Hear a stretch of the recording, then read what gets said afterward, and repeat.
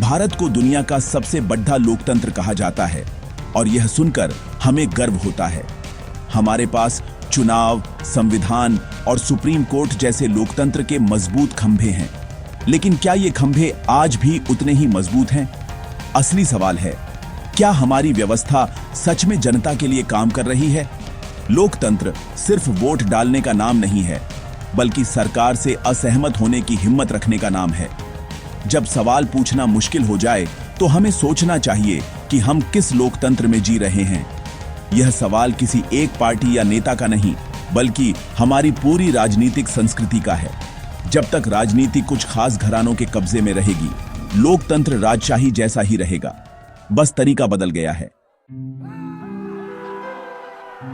संविधान ने हमें बराबरी, न्याय और आजादी का वादा किया था, लेकिन आज उसी संविधान की आत्मा पर चोट हो रही है।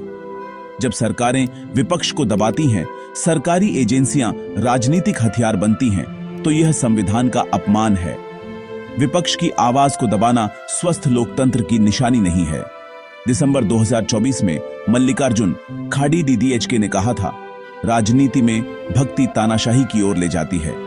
जब हम नेताओं को भगवान बना देते हैं, तो तानाशाही को न्योता देते हैं।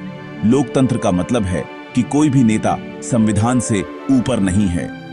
संविधान की रक्षा हर नागरिक को करनी होगी, हर अन्याय के खिलाफ आवाज उठाकर। मीडिया लोकतंत्र का चौथा खंभा है। उसका काम है सरकार से सवाल पूछना और सच्चाई सामने लाना।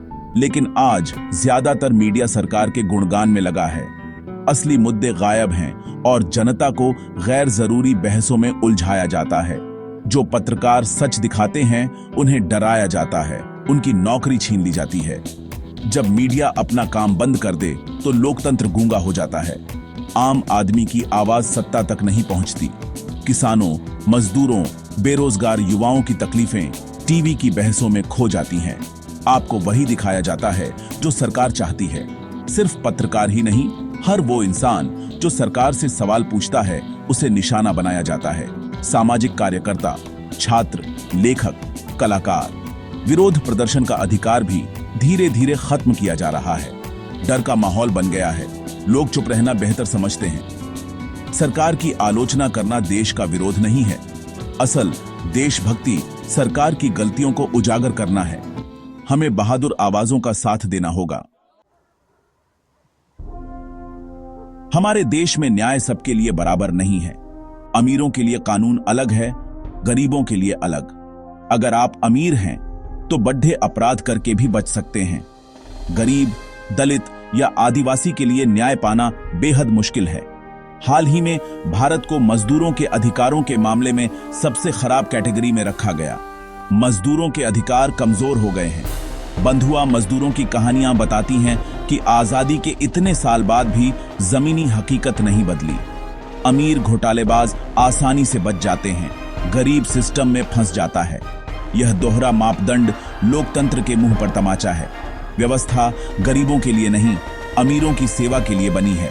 आर्थिक असमानता शिक्षा, स्वास्थ्य और अवसरों में भी दिखती है। अमीर का बच्चा महंगे स्कूल में, गरीब का बच्चा बिना टीचर के।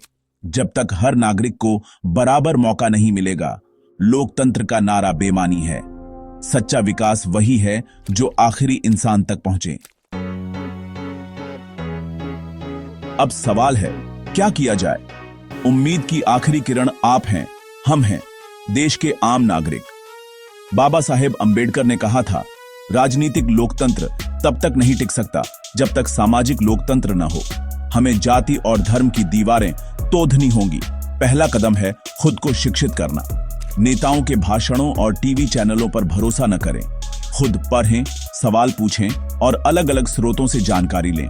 जानें कि आपके अधिकार क्या हैं, संविधान आपको क्या ताकत देता है। नेताओं की पूजा बंद करें, वे हमारे सेवक हैं, मालिक नहीं। दूसरा जरूरी काम है हिम्मत दिखाना। अन्याय के खिलाफ बोलें, सच का साथ दें। चुप्पी जुल्म करने वाले की ताकत बनती है। संविधान की रक्षा करना हर नागरिक का फर्ज है। असली देशभक्ति संविधान और उसके मूल्यों की रक्षा में है। भारत तब महान बनेगा जब हर नागरिक को न्याय, शिक्षा और आवाज मिलेगी। हिम्मत रखिए, सच बोलिए और सवाल पूछ